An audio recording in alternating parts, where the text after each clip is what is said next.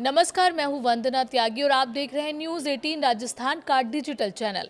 दुनिया में ऊर्जा का भविष्य बदलने वाली एक बड़ी खबर चीन से सामने आई है। चीन ने न्यूक्लियर फ्यूजन तकनीक में बड़ी सफलता हासिल करने का दावा किया है।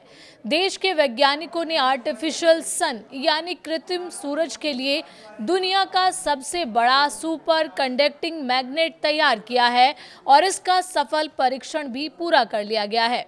वैज्ञानिकों का मानना है कि ये उपलब्धि भविष्य में साफ, सुरक्षित और लगभग असीमित ऊर्जा पैदा करने की दिशा में एक बड़ा कदम साबित हो सकती है। अब समझते हैं कि आखिर आर्टिफिशियल सन है क्या। दरअसल आर्टिफिशियल सन एक ऐसी मशीन है जिसमें सूरज के भीतर होने वाली प्रक्रिया को धरती पर दोहराने की कोशिश की जाती है। इस प्रक्रिया को न्यूक्लियर फ्यूजन कहा जाता है। इसमें बेहद गर्म गैस यानी प्लाज्मा तैयार किया जाता है और उसे नियंत्रित करके ऊर्जा उत्पन्न करने का प्रयास किया जाता है। वैज्ञानिकों का मानना है कि अगर इस तकनीक को पूरी तरह सफल बनाया जा सका तो भविष्य में दुनिया को बड़े पैमाने पर स्वच्छ, सुरक्षित और लगातार मिलने वाली ऊर्जा का नया स्रोत मिल सकता है। इस उपलब्धि की सबसे बड़ी खासियत है दुनिया का सबसे बड़ा सुपर कंडक्टिंग मैग्नेट।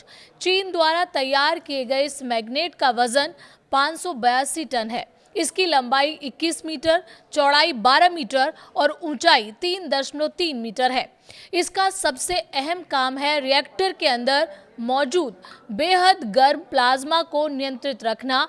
प्लाज्मा का तापमान इतना अधिक होता है कि यदि वो मशीन की दीवारों से टकरा जाए तो पूरी ऊर्जा उत्पादन प्रक्रिया बाधित हो सकती है। इसलिए इस मैग्नेट की भूमिका बेहद महत्वपूर्ण मानी जा रही है। बताया जा रहा है कि ये मैग्नेट अंतर्राष्ट्रीय फ्यूजन प्रोजेक्ट ITER में इस्तेमाल किए गए समान मैग्नेट से करीब 1.3 गुना बड़ा है। इतना ही नहीं, इसमें लगभग 3 गुना ज्यादा ऊर्जा संग्रहित की जा सकती है। भविष्य में ऐसे कुल 16 सुपर कंडक्टिंग मैग्नेट एक साथ लगाए जाएंगे, जिससे पूरी फ्यूजन प्रणाली और अधिक प्रभावी तरीके से काम कर सकेगी। सिर्फ मैग्नेट ही नहीं, चीन के वैज्ञानिकों ने एक और महत्वपूर्ण उपकरण भी विकसित किया है। ये एक विशेष सुपर कंडक्टिंग कॉइल है जिसका काम फ्यूजन प्रक्रिया की शुरुआत करना और पूरे समय प्लाज्मा को स्थिर और सही स्थिति में बनाए रखना है।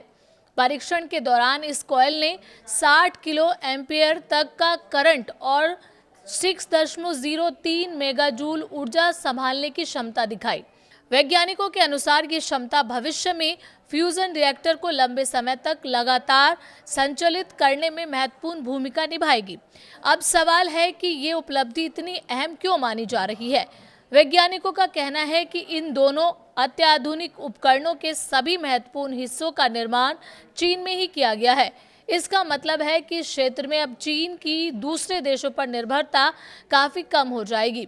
विशेषज्ञों का मानना है कि ये सफलता न केवल चीन की तकनीकी आत्मनिर्भरता को मजबूत करेगी, बल्कि भविष्य में स्वच्छ और निरंतर ऊर्जा उत्पादन की दिशा में वैश्विक प्रयासों की भी नई गति दे सकती है।